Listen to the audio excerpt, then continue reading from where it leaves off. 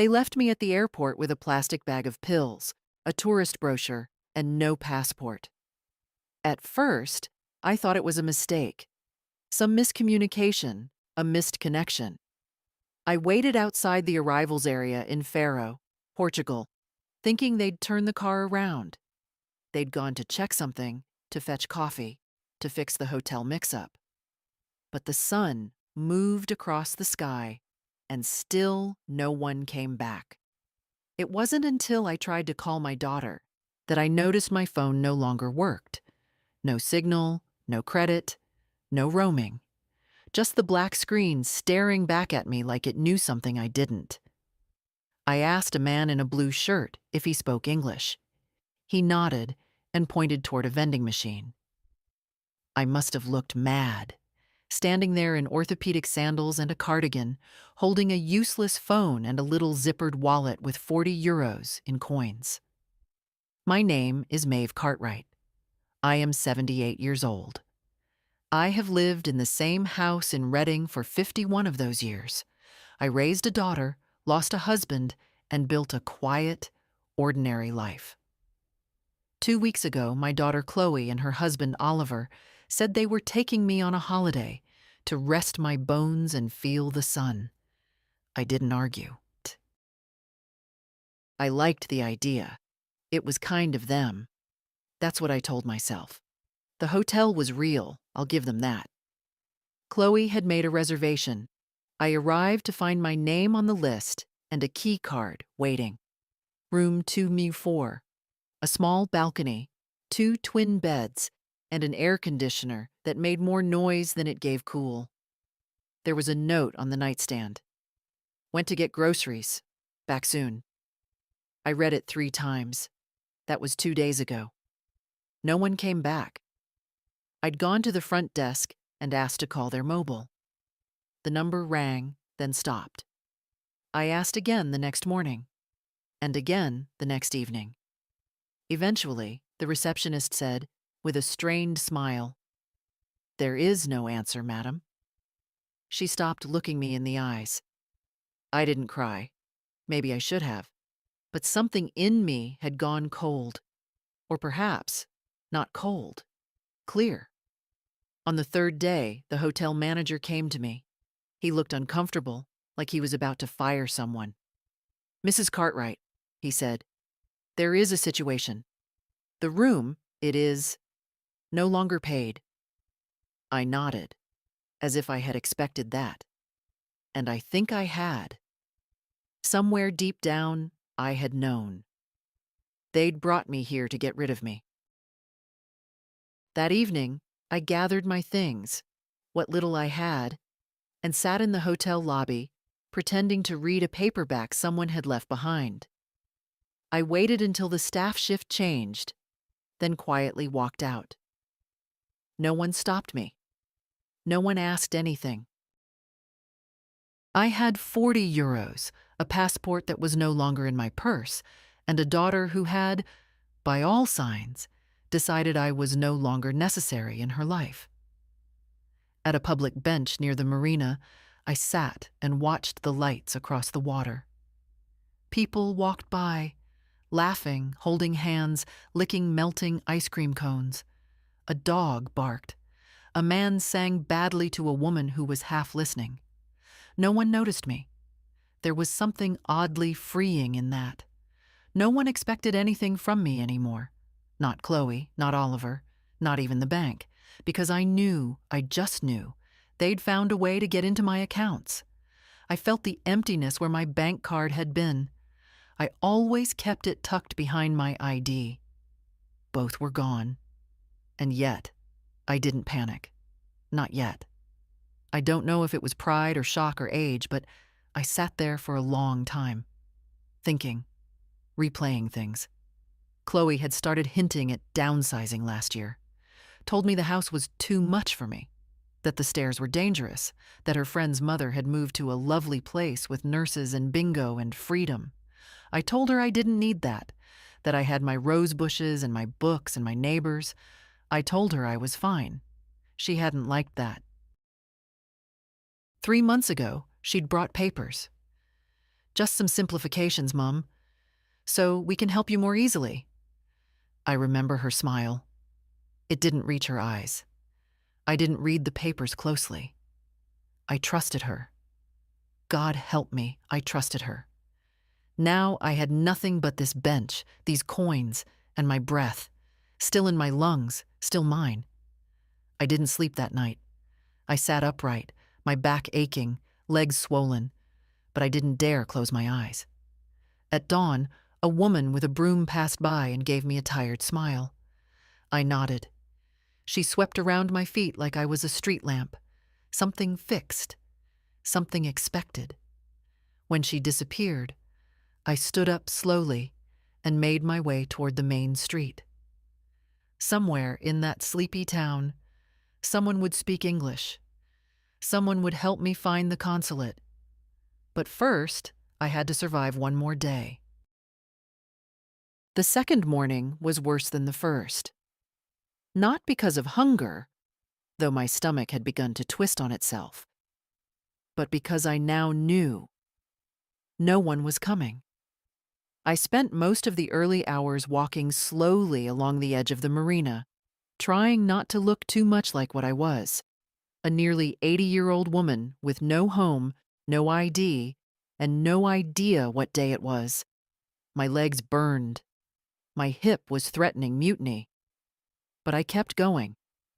There was a tourist office near the corner with bright blue signage. It opened at 10. I waited nearby, counting the coins in my palm. 43 euros and a few cents. That was all I had. Chloe had taken the rest, or at least removed any access to it. She'd always been efficient like that. She managed the bank apps on my phone, said it was easier for me. So you don't have to remember all those passwords. Of course. How convenient. At 10 on the dot, I stepped inside the tourist office and found a young man behind the desk, typing. He looked up with a smile that faded slightly when he saw me. "Can I help you, Senora?" I took a breath. "I need the British consulate, or embassy, or someone who can help. I've been stranded here." His eyebrows rose. "Stranded?" "I have no passport," I said. "No money, no phone. My daughter left me here. I need help." He blinked. "Your daughter left you? On purpose?" I looked him in the eye. "Yes, I believe so." He stared for a moment, then nodded slowly. "Okay. One moment." He began clicking on his keyboard, scribbling a note. "There is no full consulate here, only a small office. British National Service in Faro City. I can give you the address." "Can you write it?" My hands were shaking slightly. He nodded and tore off a piece of paper. "Here, and there's a bus, number 14. Goes every hour." He hesitated. "Do you have fare?" I nodded. Barely. The ride to the city took 50 minutes. I sat near the back, gripping my bag. My shoes pinched. My throat was dry. My body ached in all the ways that make you wonder if you'll get up again. But I watched the scenery pass with narrowed eyes. I wasn't afraid. I was angry now. And anger, I'd learned, is a powerful kind of fuel. The consular office was tucked behind a pharmacy and a bakery. A tiny glass door with a sticker reading British National Support. Inside, the receptionist was a woman of about 40, kind but guarded. When I told her what happened, she didn't act surprised. "You're not the first, Mrs. Cartwright. Unfortunately." She pushed a small glass of water toward me. "I'm going to have to ask you a few questions, and we'll start verifying your identity." "I don't have any ID," I said. "My daughter took my passport, and my phone, and everything." "That's all right," she said gently. "We can use other ways. Do you remember your national insurance number?" I did. She asked about addresses, doctors, even my late husband's name. I answered everything, though my mouth was dry and my shoulders hunched from fatigue. At the end, She gave a soft nod. "You'll need to stay nearby while we work this through," she said. "We can arrange temporary accommodation through our welfare liaison. It's not a hotel, but it's clean and safe." "And the house?" I asked. She looked at me carefully. "What house?" "My house. In Reading. I think they've taken it." I signed some papers I didn't understand. My daughter, Chloe, she works in finance. Her husband, too. They know how to move money around. The woman paused. "That's more complicated, but you have rights. If fraud was committed, or coercion, we can refer this to the proper authorities." I nodded, but I could feel the crack forming inside. That night, I was driven to a plain concrete building with a green gate and a woman named Lucia who spoke broken English but had warm eyes and clean sheets. She gave me soup and pointed to a cot near the window. "You sleep now. Tomorrow, strong day." I didn't sleep. Not really. My mind was whirring. I kept hearing Chloe's voice. "You don't need all that space, Mum. What if something happens and we're not there? You trust me, don't you?" God help me, I did. But that was done. The next morning, I returned to the consular office. They had started verifying my identity with HM Passport Office and my old GP. They also confirmed something that made my stomach turn. "Your bank accounts," the officer said, "have been modified. All three are now linked to a third-party authorization, under the name Chloe Stratton." "She changed the access." "Yes, there are transfers as recent as last week. Large ones." I clenched my fists. "Can you block them?" "Not directly," she said. "But if you can authorize us, we'll liaise with your bank and request an emergency suspension. You'll need to sign some forms." I signed them, slowly but firmly. And just like that, a small piece of control returned. That evening, I was sitting by the window at the shelter when a woman named Raquel, a resident, came to me holding her phone. She was Portuguese, older than me, but spry. She tapped the screen. "English, yes?" I nodded. She handed me the phone. "Message. From your Fila, your daughter." I stared at the screen. It was a WhatsApp message. "Hi, Mum. We're so sorry for the confusion. Something happened with the tickets. We thought you were coming back later. Can you send us $2,000 for a lawyer and rent? We're in a bind right now. Please help." My fingers closed around the phone. Not a word about the passport, not a word about the money, just straight to the ask. My jaw tightened. I handed the phone back to Raquel. "Thank you," I said quietly. She looked at me. "Family?" I nodded once. Once. I stared at the wall for a long time that night. A lawyer and rent. That's what she'd written. As if it were nothing. As if I hadn't just been abandoned in another country, like an old suitcase left on a platform. I remembered the wording exactly. "We're in a bind right now. Please help." Not, "How are you?" Not, "Are you safe?" Not even an apology worth its syllables. Just, "Send money." And I suppose that was always the point. Raquel sat beside me on the bench outside the shelter, peeling a hard-boiled egg with expert fingers. "You not send?" she asked. "No," I said. She smiled faintly and nodded. "Good." I had 42 euros left and a small voucher from the shelter for lunch the next day. I had no bank cards, no income, no roof I could call my own. And my daughter, my only child, had written to me not to ask forgiveness, not to beg me to come home, but to ask for £2,000. That was the kind of love I'd raised. The next morning, I returned to the British office. The consular officer, her name was Priya, greeted me with a firmness I had come to trust. "Good news," she said. "Your identity has been confirmed. HMPO is issuing an emergency passport. It will take 48 hours. Once that's done, we can book you a seat on a flight home. There's a fund for vulnerable returnees, and you qualify." I nodded slowly, the relief not yet finding a place to settle. "And the accounts?" "We've contacted your bank," she said. "They flagged suspicious activity going back several months. A fraud prevention specialist is reviewing the access history now. We'll know more by tomorrow." I wanted to ask, "Will I get it all back?" But I didn't. I knew better than to ask for promises. Back at the shelter, Raquel had news for me. "Your daughter," she said, "sent again."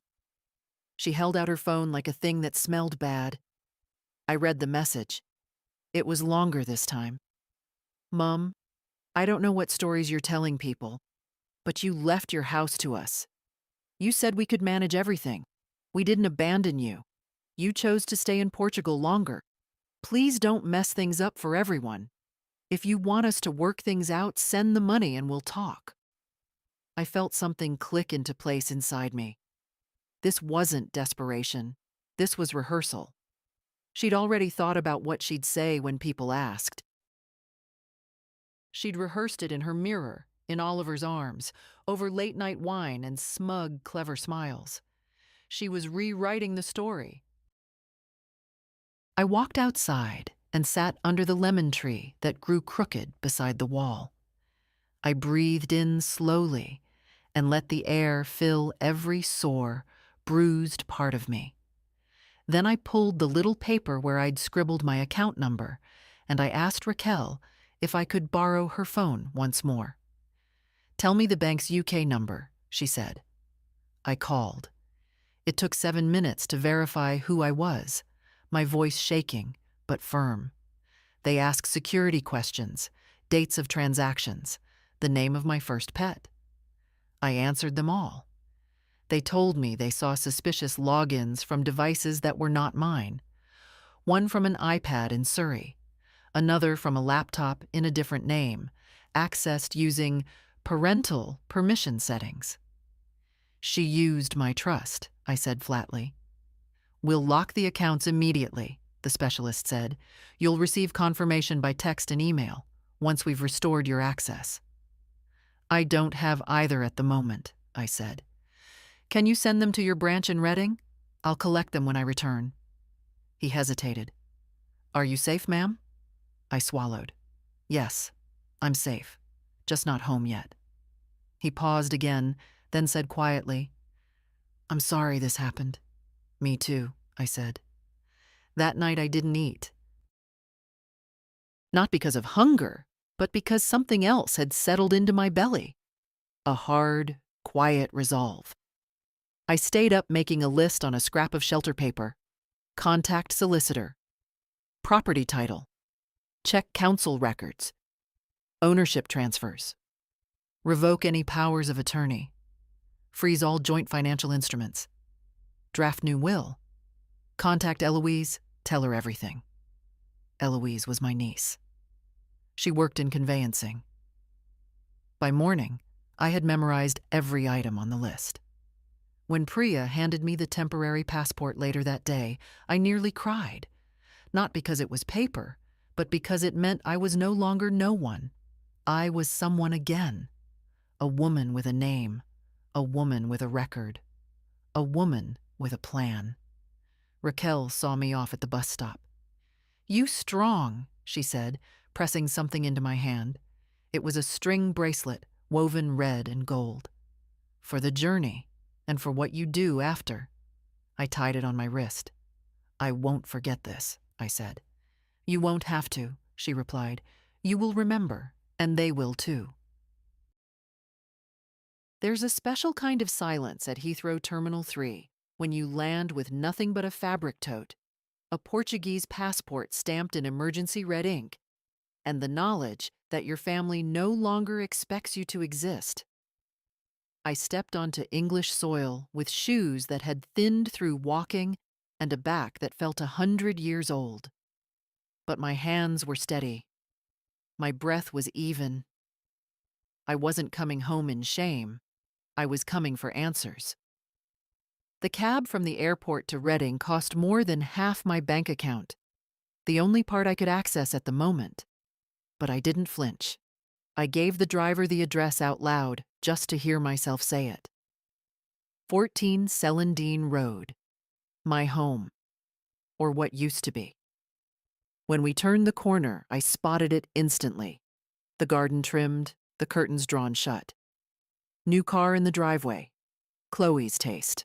Not Oliver's. He always went for the cheap lease. I'd paid for the last one, years ago, after he said he couldn't get to interviews without reliable wheels.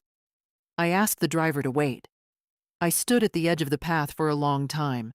I didn't ring the bell. I didn't even walk to the door. I simply looked.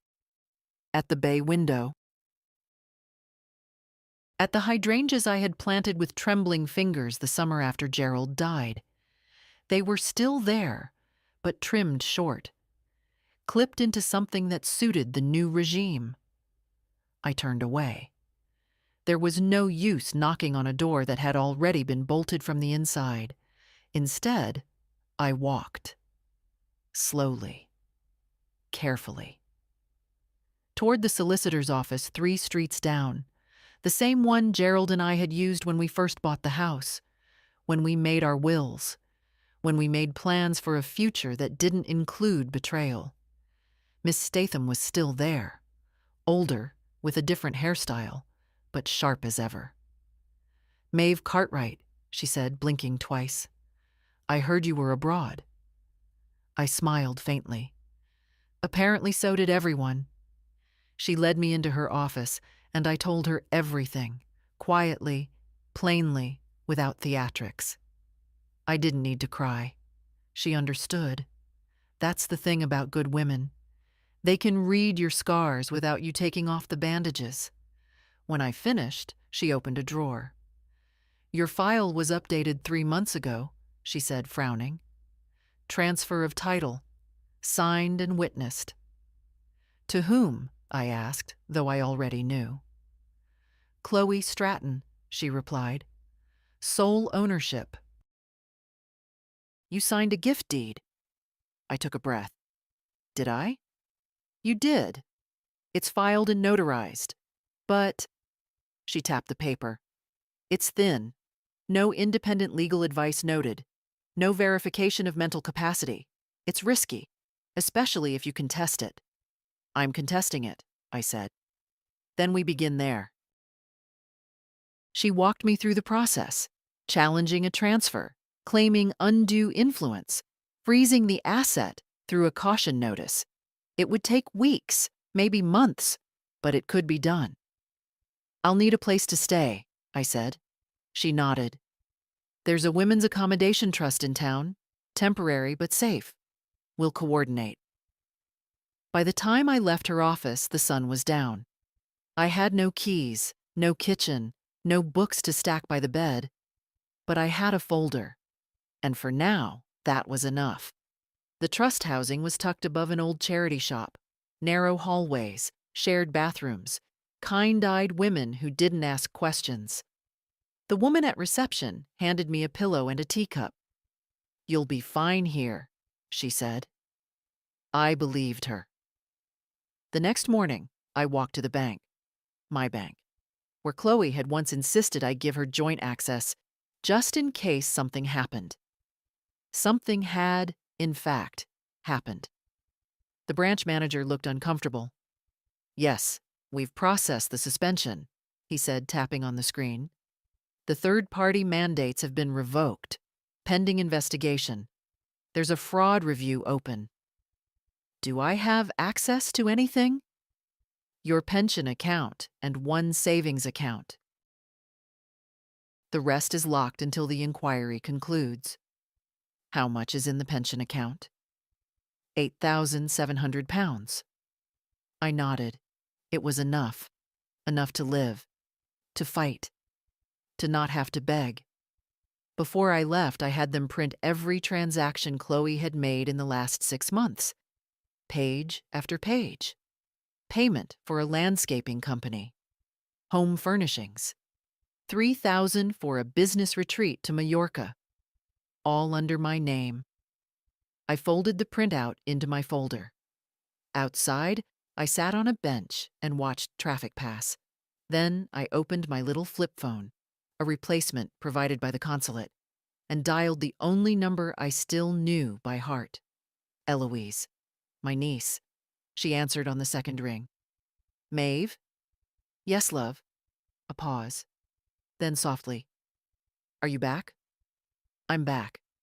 Oh, thank God. I didn't know what they'd done. I asked Chloe where you were, and she said you extended your holiday. But something felt wrong. Something was wrong. She exhaled. Where are you? Reading. I'm coming now. And for the first time in weeks, I felt something warm move inside me. Not hope, but proof. Proof that I wasn't invisible after all. Eloise arrived within the hour, breathless, in trainers and a coat she hadn't buttoned properly. She looked older than I remembered, but maybe that was the mirror in me. The mirror that had seen too many weeks of disbelief, too many truths that should have arrived years ago. She had Gerald's nose and my mother's impatience. She hugged me like I was a human being, not an obligation. I knew it, she whispered. I knew something was wrong. The way Chloe dodged my questions. The messages. She said you were extending your trip because you were finally relaxing. I pulled away, looked at her face. You knew they were up to something? I didn't want to believe it, she admitted. But Mom warned me. Said Chloe was always looking at the world like a ledger. What's owed, what's due, what's inconvenient. I didn't know her mother had said that, but I was grateful someone had seen the cracks before they split open. I need help, Eloise, I said plainly. Not pity, not comfort. I've had enough of both in doses that meant nothing. I need legal clarity, financial protection, and information. You've got it, she said without blinking. We went straight to her office, a small, square building near the canal where the wallpaper peeled at the corners, but the minds inside were sharp. She specialized in conveyancing, yes, but she also knew enough about probate and property fraud to understand exactly what was at stake. She read through the gift deed, then she read the account statements. Then she sat very still for a long time. They've been draining you slowly, she said, for almost a year, under the radar, quiet amounts at first, then bolder. And I let them. No, she said firmly, you trusted them. That's different. The next 2 hours were all action. She drafted a letter of claim to contest the property transfer. She contacted the land registry to lodge a caution notice. It would freeze any future dealings with the property until my challenge was resolved. You're still legally alive, she said, tapping the screen. Still legally competent, and that gives you power. She helped me set up a new bank account under a new email. No joint access. No online approvals without biometric ID. From now on, she said, everything goes through you. By the time I returned to the accommodation that evening, I felt something I hadn't felt since I'd first landed in Faro. Solidity. Not peace, no. That was too far away still. But something like ground beneath my feet again. The next morning, I opened my phone to see a new message. From Chloe. Mom, we heard you're back. Can we meet? There's been a massive misunderstanding. We want to clear the air. Please don't escalate things. Think of the family. I stared at it. Escalate? I'd been left without a passport in a foreign country. They'd drained my accounts, rewritten ownership of the house I lived in for half a century. And now, when I refused to disappear quietly, I was the one escalating. I didn't reply. Instead, I called Priya at the consulate and asked if they had finished processing the fraud documentation. She confirmed that the bank's investigation had begun. They'd frozen the larger accounts, and there were pending queries from law enforcement teams in London. "You might be contacted by an officer," she said. "Would you be willing to speak to them?" "Willing?" I smiled. "I've been waiting." I went to the charity shop downstairs and bought myself a clean blouse and a second-hand cardigan that reminded me of the one Gerald used to wear on Sundays. It smelled faintly of someone else's garden. That was fine. I had lived long enough in other people's shadows. A borrowed scent didn't scare me. Later that afternoon, a call came.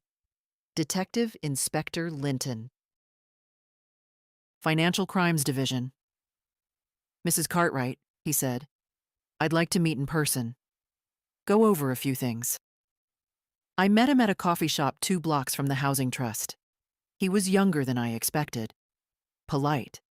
Watchful. I handed him the folder Eloise had helped me organize. The statements, the deed, the letter Chloe had sent from Portugal asking for money.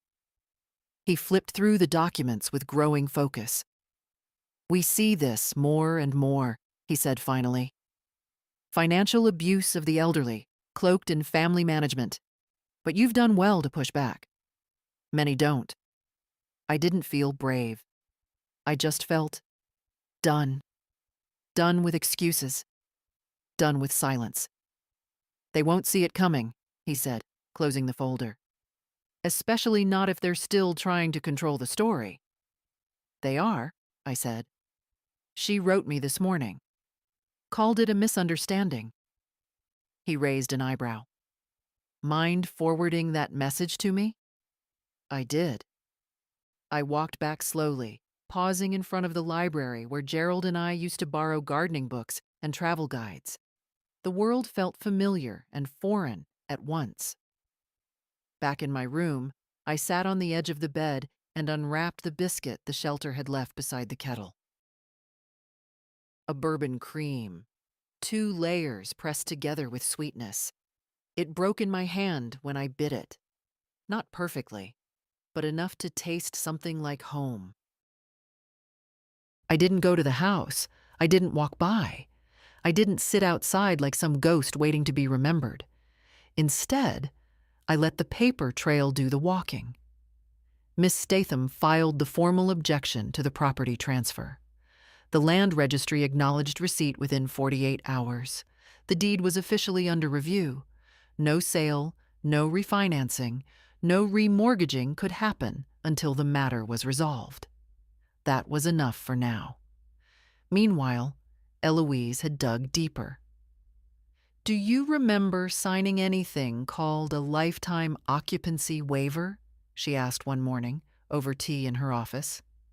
"No," I said. I remember Chloe using a lot of words I didn't understand. But I asked if I could stay in the house as long as I lived. She looked me in the eye and said, "Of course." Eloise's jaw tensed. She added a clause, said you relinquished the right to permanent residency, signed it on a Friday. It was filed by Monday. No cooling off period. No legal advice recorded.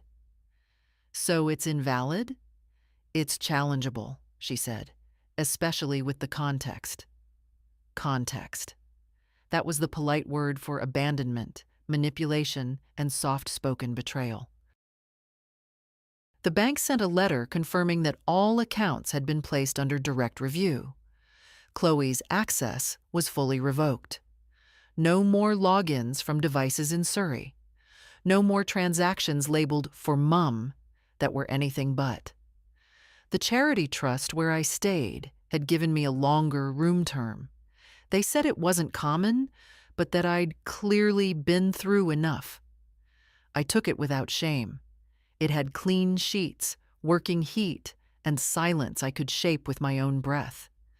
And then, one gray morning, a letter came. Not an email, not a text. A real letter, on thick stationery, from Chloe. She had written it, or at least dictated it, with care. "Mum, I'm sorry things have escalated like this. None of this is what we intended. We were trying to manage things on your behalf. We know the house was technically yours, but we were always under the impression that you wanted us to have it eventually. We're happy to discuss options, including a buyback or some kind of shared arrangement. But please don't involve the police or lawyers. This can still be fixed quietly. Love, Chloe." No, "How are you?" No, "Are you safe?" Just a well-padded threat disguised as reconciliation. I folded the letter carefully and slid it into the growing folder. Later that afternoon, Detective Inspector Linton called again. "We've completed the preliminary investigation," he said. "There's enough to warrant a full fraud inquiry. We'll be interviewing your daughter and her husband under caution." I closed my eyes, not out of fear, out of fatigue. "They'll say I gave everything willingly." "They already have," he said. "But we have their messages and the patterns. And now we have your word under affidavit. That counts." I hung up and sat very still. I wasn't trying to ruin Chloe's life. I was trying to get mine back. The next day, I met Eloise at a solicitor's office in Oxford, a specialist in elderly protection and property abuse. She'd worked on several high-profile cases, all with the same bitter outlines. A parent sidelined, isolated, handled by the next generation. She looked at me with no pity, just steadiness. "You're ahead of most," she said. "You've already recovered your identity, your accounts, your voice. What we're doing now is reinforcement." She drafted 2 documents that day, a new will and a revocation of all previous power of attorney grants, including the one Chloe had helped me set up 5 years ago. When I signed, my hand trembled. Not from age, but from the knowledge of what that signature meant. It meant I wasn't waiting for permission anymore. Outside the solicitor's office, Eloise stopped by a bakery and bought us 2 almond tarts. We sat on a bench and ate them with small forks, like we had all the time in the world. "Do you want to go see the house?" she asked finally. "No," I said. "It's just a building now." She looked at me sideways. "You still want it back?" "I want it not to be stolen," I said. "What I do with it after, I haven't decided." She nodded. A week passed. Then another. I didn't hear from Chloe again, but I got a letter from the land registry. The transfer was officially contested. The house could not be sold, mortgaged, or rented under her name. A legal hold was in place. Control, piece by piece, was returning. One day, in the library, I opened a blank notebook and wrote one sentence. "Just because you call it love doesn't mean it isn't theft." I underlined it twice. The first time I bought groceries again with my own bank card, I cried. Not in the shop. Not at the till. I waited until I got home, if you could call the room above a second-hand bookshop home, and I unpacked the bag slowly, one item at a time. Bread, tea, soap, a small pot of strawberry jam, the good kind. Things I used to buy without thinking. Things I hadn't touched in months because someone else had decided I didn't need to. I sat on the bed, held the card in my hand, and let myself feel it. Not the plastic, but the small, solid return of agency. I made toast. I brewed tea. I opened the window even though it was cold and let the air sting my face. For the first time in weeks, I felt human again.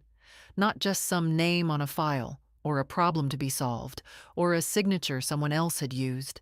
just Maeve, with warm bread and a locked front door. That afternoon, Eloise came by. "You've had mail," she said, handing me 2 envelopes. One from the bank, confirmation of the new accounts, the security protocols, the final rejection of Chloe's access requests. The other, heavier, from the police. I opened the second one first. Inside, a formal statement. The fraud case had officially been opened. Interviews were underway. Chloe and Oliver had both obtained solicitors. Neither had spoken much, but the evidence was clear enough to proceed. "They won't be charged yet," the letter said. "But they are under formal investigation." I sat very still after reading it. Then I folded the letter and put it with the rest. "I've been thinking," I told Eloise, "about the house." She looked at me over her mug. "What about it?" "I don't think I want to move back in." Her eyes didn't blink. "Okay." I planted everything there. Every rose, every bulb. I painted the skirting boards myself, but it feels ruined, like someone's taken the echo out of the walls. Eloise was quiet. Then she nodded. "So what do you want?" "I want to sell it. If it comes back to me, when it comes back, I want to choose where I live next. On my terms. No memories I didn't invite." "That's fair," she said. We spent the next hour going through options. Retirement flats near the park. Ground floor rentals near the canal. Nothing fancy. Nothing cold. Just places where no one else had rewritten the story without asking. Later that evening, I went through my keepsake box. A tin I'd kept hidden in the airing cupboard for decades. In it, letters from Gerald, an old ration card, a photo of me with my hair down, 23 years old, sitting in a deck chair in Devon. And a list I'd made on my 70th birthday. Things I'd wanted to do one day. Take a train to the coast, alone. Learn to use a proper camera. Eat in a restaurant without apologizing for being alone. See a ballet again. Write one story down, just one, before I forget the details. I smiled. Not sad, not wistful. Just honest. 7 years late, maybe. But I wasn't dead yet. The next day, Eloise drove me to the council office to register my new address. On the way back, we stopped outside the house. My house. Chloe's car wasn't there. Neither was Oliver's. A sign stood on the lawn. Under legal dispute. Entry subject to court consent. It was real now. The system had caught up. "You want to go in?" Eloise asked. "No," I said again. "That chapter's closed." She hesitated. "There's something I haven't told you." I turned to look at her. "I spoke to Toby," she said. "Chloe's son. My grandson, the one I hadn't seen since he was 16. He used to help me bring in the bins, used to eat biscuits at my kitchen table and ask questions about Gerald's medals. He asked me what was going on, said no one was telling him the truth. So I told him. I swallowed. He said he's sorry. Said he didn't know what they'd done, that they told him you'd got confused and didn't want to live there anymore. I didn't answer right away. "I gave him your number," she said. Still, I said nothing. That night, I turned the phone off. I wasn't ready. Forgiveness isn't something you owe just because the truth finally reached someone else's ears. It's something you offer when you decide it's time. And I wasn't there yet. The call came 2 days later. Not from Chloe, not from Oliver, from Toby. I almost didn't answer. The number was unfamiliar, and I'd grown wary of numbers I didn't recognize. But something, curiosity, or maybe that last stubborn thread of hope, made me press accept. "Grandma?" His voice hadn't changed as much as I expected. A little deeper, a little slower. but still recognizably the boy who used to run barefoot across my kitchen tiles, stealing biscuits and giggling with sugar in his teeth. "It's me. It's Toby." "I know," I said. There was a long pause. I could hear him breathing, could almost hear the way he shifted the phone from one hand to another, like he used to do when nervous. "I didn't know," he said finally. "I swear I didn't know what they did." "They said I'd moved to Portugal by choice, didn't they?" "Yes." "And that I gave them the house?" He hesitated. "They said it was all agreed. That you wanted them to take care of everything. That you didn't want the stress." I let silence answer. "I didn't believe it completely," he added. "But I didn't ask. I didn't want to get involved. I thought it was family stuff." "Between you and Mom." "It was family stuff," I said quietly. "Until they made it legal, and then criminal." "I'm sorry," he said again.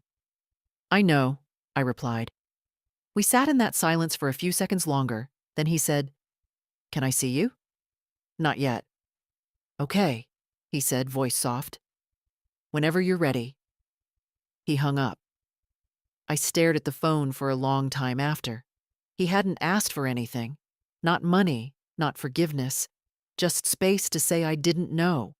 And I believed him. Not because I was naive, that part of me had been burned clean, but because there was something in his voice that hadn't yet learned how to lie. Later that day, Eloise called with an update.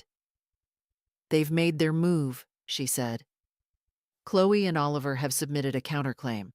They're saying you voluntarily signed the house over as a gift in gratitude. They're calling the contest regrettable and distressing for everyone involved." I nearly laughed.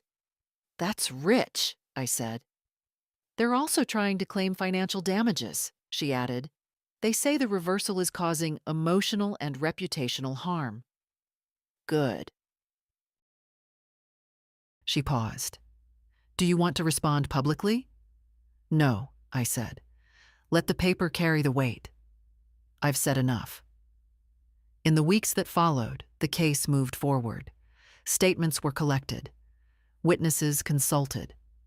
The day I gave my formal affidavit, I dressed with care. I wore a slate blue blouse Gerald had always liked. I combed my hair back tight, and I wore the silver brooch my mother had left me, the one I used to pin to my coat on difficult days. The courtroom was small, just a chamber, really. No judge yet, no decision, just a recording officer and a solicitor asking questions. I told the truth, not with rage, not with tears, but with precision. They'd taken my passport, left me in another country, accessed my bank accounts without discussion, used my money to fund their comforts, rewrote the story of my life and called it care. When it was over, the solicitor looked at me and said, "You make a very compelling witness." I didn't answer. It wasn't a performance. It was just my life. That afternoon, I sat in the library with a pen and the same notebook from weeks ago. I added a line under my list. Take back the parts of yourself that no one bothered to ask for. That night, a letter came in through the door slot at the accommodation. No stamp, no envelope, just a folded sheet, handwritten. "Mum, I don't know what's left to say. You're not answering. You've gone too far with all of this. You've embarrassed us. I still don't understand why you're doing it, why you're punishing us this way. Was the house worth ruining our relationship? Was the money more important than your daughter? Chloe." I folded the note once, twice, 3 times. Then I dropped it into the bin. It wasn't worth saving. Some things aren't a misunderstanding. They're a decision. A week after Chloe's note, a brown envelope arrived, this time official. Postmarked, stamped, and heavy in the hand. The name on the sender's address, Stratton and Coher LLP. Their lawyer. I opened it slowly, aware of the weight not just in the paper, but in what it tried to do. Wear me down with language, with tone, with formality masquerading as fairness. Dear Mrs. Cartwright, we are writing on behalf of our clients, Chloe and Oliver Stratton, to express their ongoing distress and disappointment at the current legal and public narrative surrounding your family affairs. Our clients maintain that all actions taken, financial and property related, were executed with your full knowledge and consent. They further assert that your current accusations are not only factually inaccurate, but personally damaging. That said, in the interest of family peace and to avoid protracted litigation, our clients are prepared to make the following offer: a one-time financial settlement of $85,000 to be paid upon mutual withdrawal of all claims. Public acknowledgement, non-legal, that no intentional wrongdoing occurred. Agreement not to pursue any further criminal or civil action regarding prior financial transactions. This offer remains valid for 7 days. We urge you to consider resolution for the benefit of all involved. I read it 3 times, then I set it down. $85,000. Less than half the value of the house, a quarter of the total money they'd drained. But that wasn't the real insult. It was the phrase, for the benefit of all involved. As if silence was the only good a mother could offer. As if my dignity was negotiable. Eloise read the letter in silence. Then she looked up. They're bluffing, she said. They're scared of court, scared of exposure. This is desperation in a legal envelope. I know, I said. Do you want to respond? I nodded. But not in writing, not yet. The next morning, I walked into town. Not toward the courthouse, not toward the bank, to a small cafe tucked behind the station. One Chloe used to love when she was at university. They served espresso in tiny cups and charged too much for pastries. I ordered tea and sat by the window. And then, with quiet certainty, I called the number at the bottom of the letter. A man answered. Too smooth, too polite. Mrs. Cartwright, he said, I wasn't expecting your call. Are you calling to discuss the offer? I am, I said, and you can tell your clients that I won't be taking it. He paused. May I ask why? Because I'm not for sale. A beat of silence. I see, he said carefully. Then I assume you intend to pursue this through court. Yes, and you should prepare them for the fact that I won't be silenced. Not for money, not for shame, and certainly not for appearances. Mrs. Cartwright. I didn't wait. I ended the call. It wasn't anger. It wasn't even defiance. It was something quieter. The kind of certainty you earn, not declare. Later that day, Detective Inspector Linton left me a voicemail. His tone had changed. Measured, yes, but with new weight behind it. Mrs. Cartwright, I'm calling to let you know that formal charges are being considered. I can't guarantee prosecution, but the fraud case has enough foundation for referral to the Crown Prosecution Service. It wasn't over yet, but it was beginning to turn. That evening, I opened my notebook again. The one where I'd started recording more than just memories. I wrote, They don't expect you to fight. That's their first mistake. They expect you to give up halfway. That's their second. And they expect you to miss them more than you miss yourself. That's the third, and the one they'll regret most. I closed the book and looked out the window. It had started raining. Not hard, just the kind of rain that lingers and insists. The kind that soaks you slowly until you realize you've been cold for years. I made tea. I listened to the quiet. And for the first time in a long, long while, I didn't feel alone in it. I felt right in it. The solicitor called on a Thursday. Chloe's side has gone quiet, she said. No response to the counterclaim. No attempt to challenge the affidavit. They've either run out of confidence or out of money. Or both, I said. They're buying time, she added. But time's on your side now. The phrase stayed with me. Not just because it was true, but because I had forgotten what that felt like. Time being form, not something I was running behind, chasing, begging for, apologizing to. I didn't answer Chloe's last message.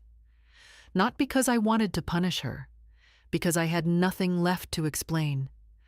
I had explained enough in years spent softening the truth so she wouldn't feel guilty. Enough in signatures I'd given with trust she hadn't earned. Enough in silence. The most expensive kind of gift a mother gives when she still hopes to be loved back. And now? Now there was nothing left to protect except myself. Detective Inspector Linton called the same afternoon. "We've passed the file to CPS," he said. "They'll decide whether to pursue criminal charges." "What happens if they don't?" I asked. "Then the civil case stands on its own." "And based on the evidence, your claim's very strong." I hung up, poured myself a glass of water, and opened the envelope from the land registry. Title temporarily frozen. Pending outcome of ownership dispute. Property status, under caution. A simple line. A world of weight lifted. I walked to the charity shop that day and bought a scarf. Navy, with a pale thread running through it. It wasn't expensive, but it looked like something I would have worn in the days when I still took pride in being visible. When I came back, I found a small parcel waiting. No return address. Inside, a notebook. Not new, worn at the corners, a page or two folded, and the name Toby scratched inside the front cover. There was no note, no explanation, just the notebook and the first page written in his hand. "I'm writing this because I think it's what you would have done. I want to tell it right. Not to fix things, just to finally say the truth. I saw what they did. I looked the other way. I let them talk like it was normal. But it wasn't. You didn't deserve any of it. If you don't want to speak to me, I understand. But I'm here. And I'm listening now." I closed the book, held it to my chest. It didn't change the facts. It didn't undo the harm. But it was the first thing in months that felt not like a defense, but a hand reaching out, not grabbing, not controlling, just offering.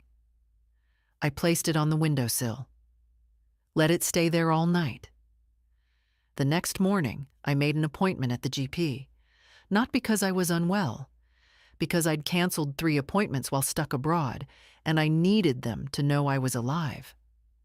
The receptionist smiled gently when I gave my name. "Oh," she said, "we wondered. Your daughter said you were off the radar for a bit. She came in last month to request access to your medical file." My fingers froze. "She what?" "We didn't give it to her," the woman added quickly. "She wasn't listed as next of kin, but she seemed surprised by that." "Thank you," I said. When I left, I changed my listed emergency contact to Eloise. Later that day, I signed the official revocation of Chloe's access to anything with my name on it: medical, legal, digital, financial. Not out of vengeance, out of sense. She had already taken so much. She didn't get to hold the door open on her way out. The knock came just after lunch. I wasn't expecting anyone. Eloise had work. The shelter staff usually called first. For a brief second, I thought maybe it was Toby. Maybe he'd come without asking, without pushing, just quietly, as he used to. But it wasn't Toby.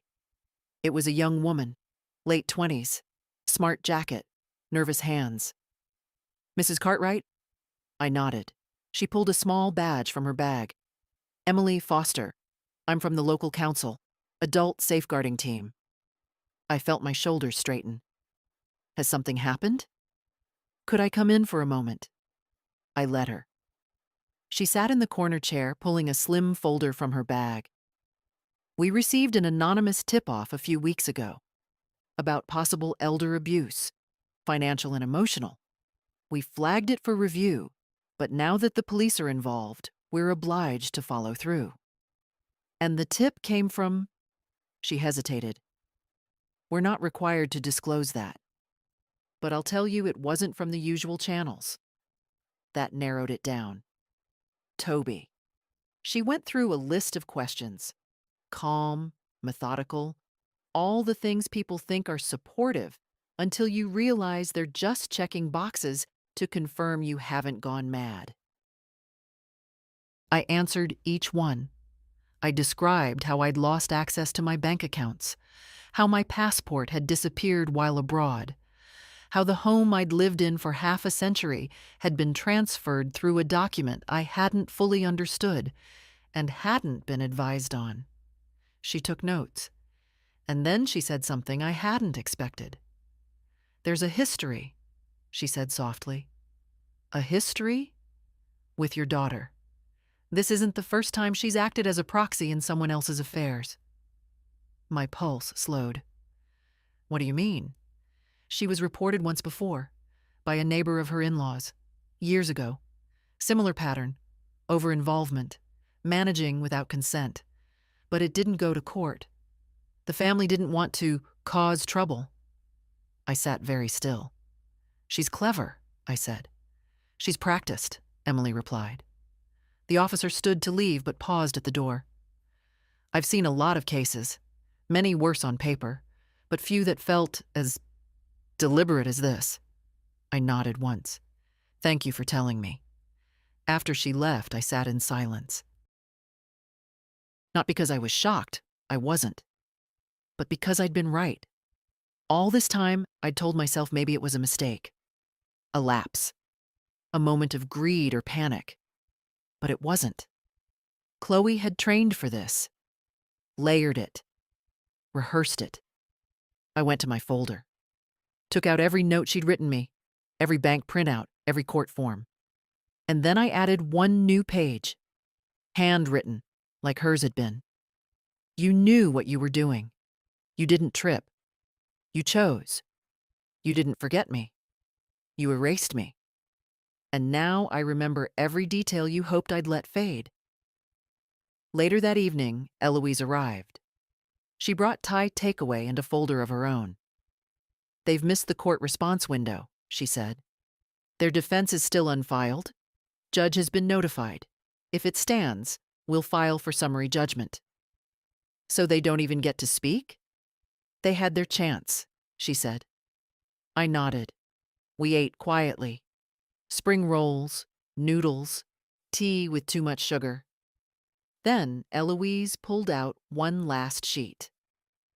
A friend of mine at a local housing trust mentioned an open flat, ground floor, quiet, a small garden, affordable rent, and your name's at the top of the list. I blinked. I didn't want to say anything until we were further along, but it's available in 6 weeks. Where? Off Thornley Road. You know it? I did. Gerald and I used to walk there on Sundays. Small brick homes. Close to the shops, but quiet after dusk. I'll take it, I said. Even if the house comes back? Especially if. She smiled. That night, I packed the notebook. I packed my few things. I wrote one line in the margin of a flyer by the bed. She didn't steal my life. She just reminded me it's mine. The letter from the court came folded twice. No embellishment. No drama. Summary judgment granted. Transfer of property reversed. Title restored to Maeve Cartwright. Costs awarded. I sat in the library when I read it. Not intentionally, just where I happened to be when the envelope caught my eye. The place smelled of old paper and plastic chairs, and I remember thinking, this is where it ends. Not in a courtroom, not in a scene. Just a sentence, typed in neutral font, delivered on a weekday. I folded the paper and placed it inside my notebook. Then I took a slow breath and went for a walk. No one called to celebrate. No flowers arrived. That was fine. This wasn't a victory you throw parties for. This was a correction, a balancing of something that should never have been knocked off center in the first place. I walked to Celandine Road, not because I wanted to, because I needed to see it one last time before deciding. The house was still, empty, its curtains closed like eyelids that no longer trusted the light. There was a yellow notice in the window. Private property. Do not enter. Owner access only. I didn't have keys, but I didn't try to go in. Instead, I stood across the street and watched it the way you might look at a photograph of someone you once loved and no longer knew. The roses were overgrown again. The side gate hung slightly off its hinge. The front step had a crack I didn't remember. Chloe must not have noticed, or didn't care. Either way, it wasn't mine to worry about anymore. It was my name on the title again, but that was all. Back at the housing trust, Eloise came by with a small gift. Keys wrapped in tissue paper.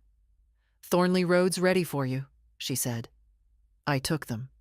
They were simple. 2 identical silver cuts, one for the door, one for the latch. "I'll come by Saturday," she said. "Help with your things." "I haven't got much," I said. "Even better." We had tea on the steps. Neither of us talked about Chloe. Not anymore. What was left to say? The police hadn't made a decision yet. The file sat with the CPS. Maybe charges would come. Maybe they wouldn't.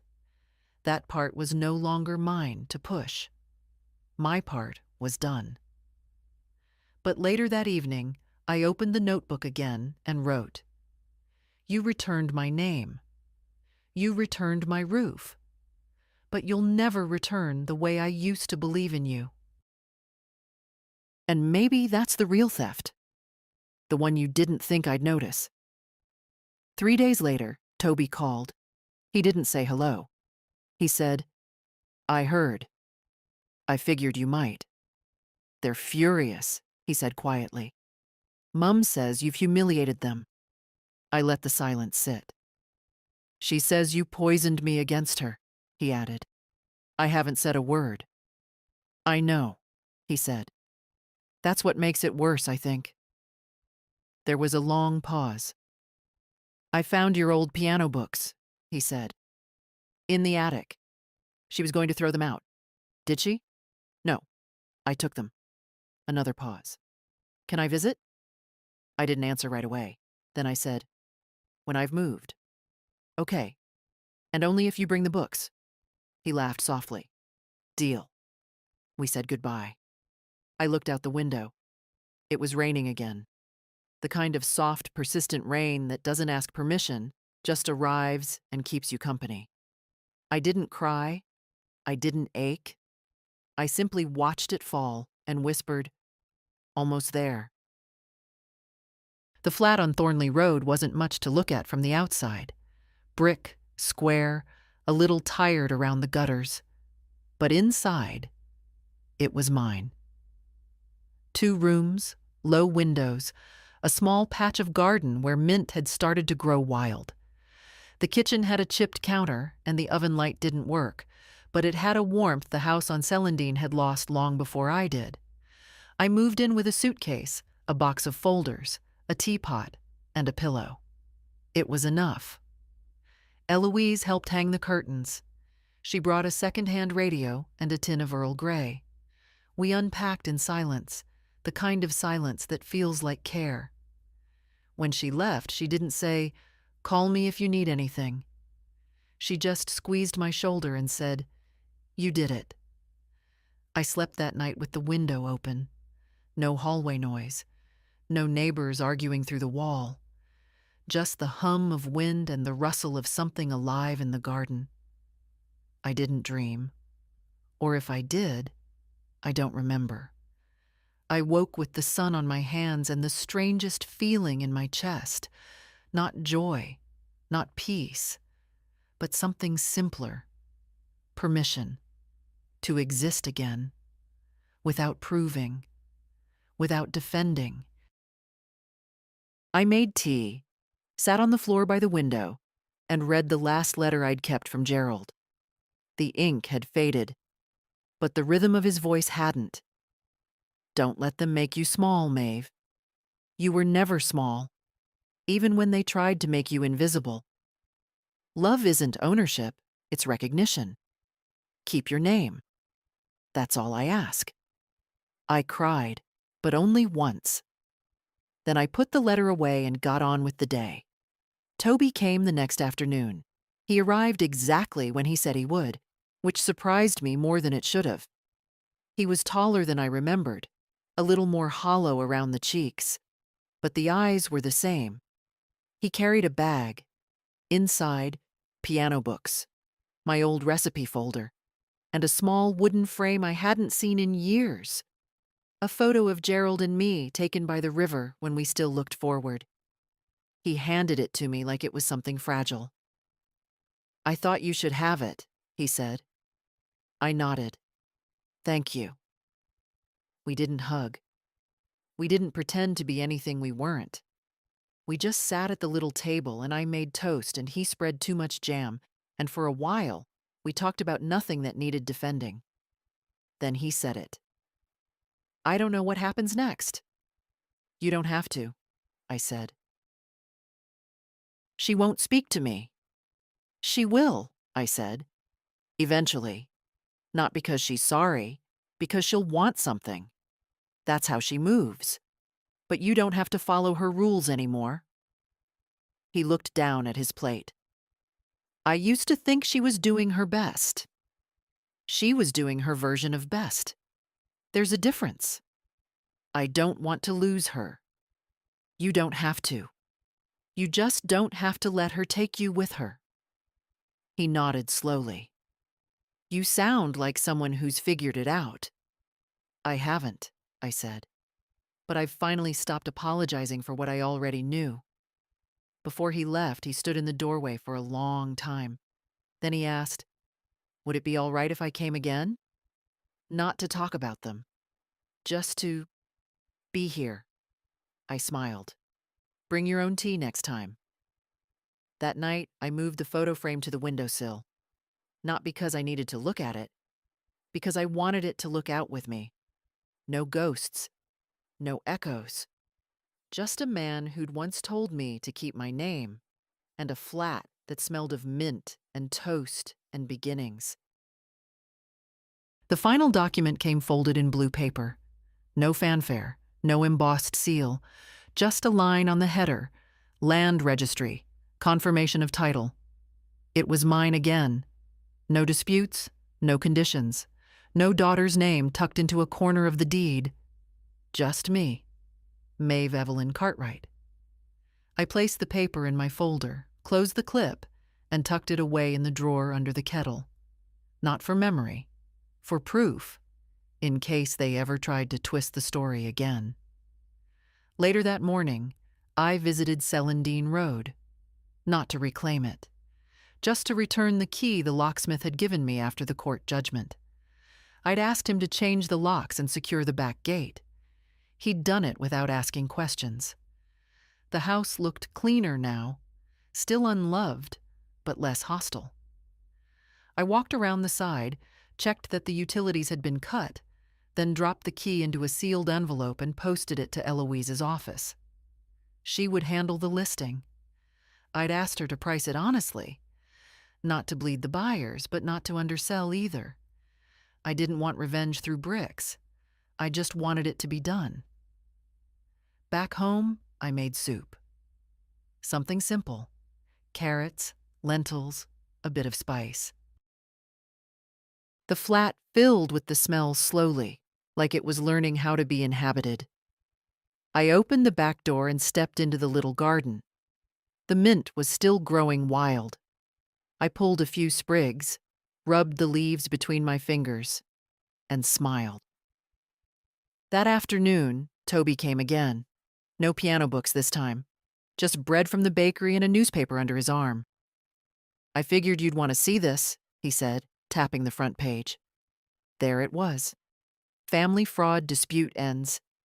Quietly as retired widow regains property. No names, no photos. Just a few lines about rising cases of intra-family financial abuse and a quote from the safeguarding office reminding people to have the hard conversations before someone else does it for you. I read it once, then again. I folded the paper and placed it by the sink. "Did you want it to be louder?" Toby asked. "No," I said.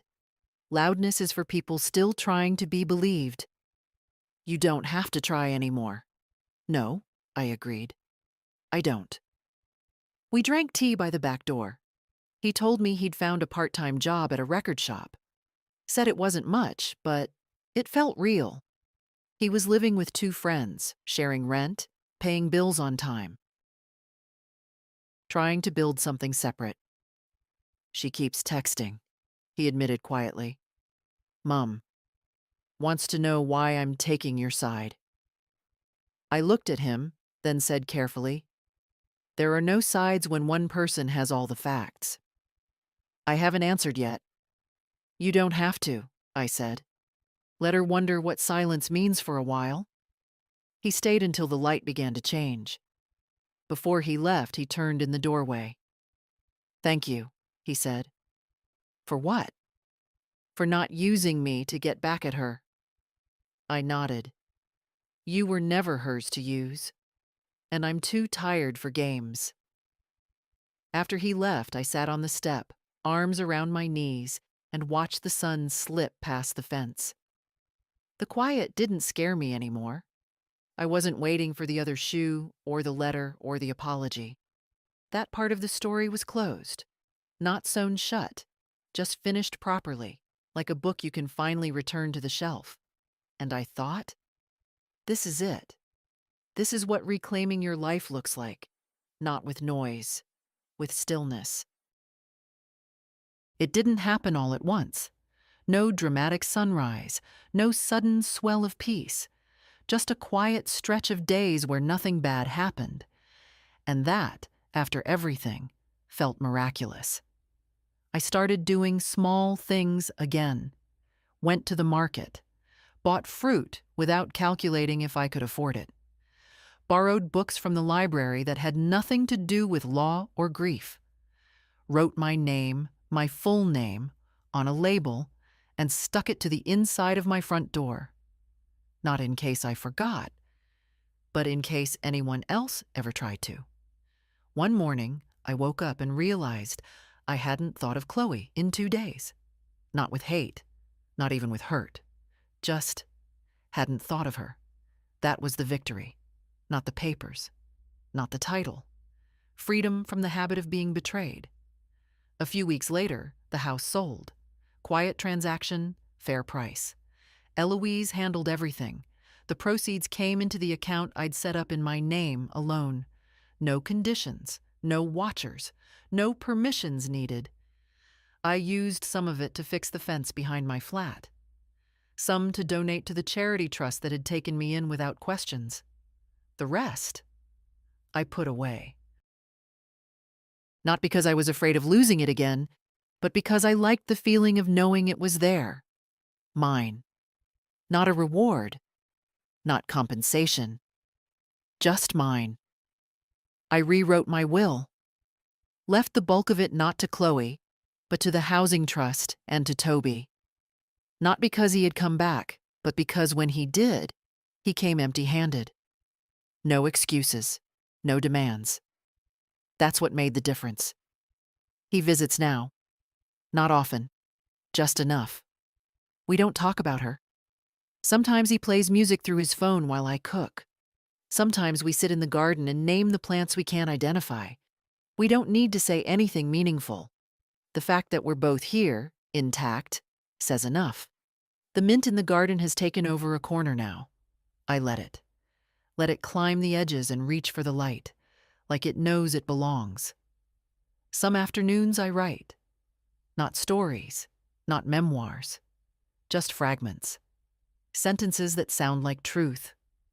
Love shouldn't need a witness to feel real. Silence is not always peace. Sometimes it's surrender. You don't owe people your ruin just because they call it family. Some things break quietly. Some things rebuild quieter still. And this one, which I wrote in the margin of the last notebook page, I am not what they did. I am what I reclaimed. I'm not angry anymore. Anger is a young woman's fire. Mine burned long enough. What's left now is steadier, the warmth you get from something that held through the storm. One day, maybe Chloe will call. She'll say she's changed. She'll want to talk. Not because she wants reconciliation, but because she'll want access. That's her language. I won't be cruel, but I won't be naive. You don't leave the door open just because someone knocks. You check the lock, listen through the wood, and if the voice sounds like it did before, you walk away. That's not bitterness. That's what survival looks like when you're 78 and no longer interested in being manageable. So yes, this is how it ends. Not with revenge, with return. To myself, to my name, to my life. If you've read this far, thank you. And if any part of this felt familiar, if you've ever been made to doubt your memory, your value, your right to say no, then hear me now. You're not imagining it. You're not being difficult. You're not overreacting. And you are not too old to take your name back. Keep it. Speak it. Protect it. And if they try to take it again, don't whisper.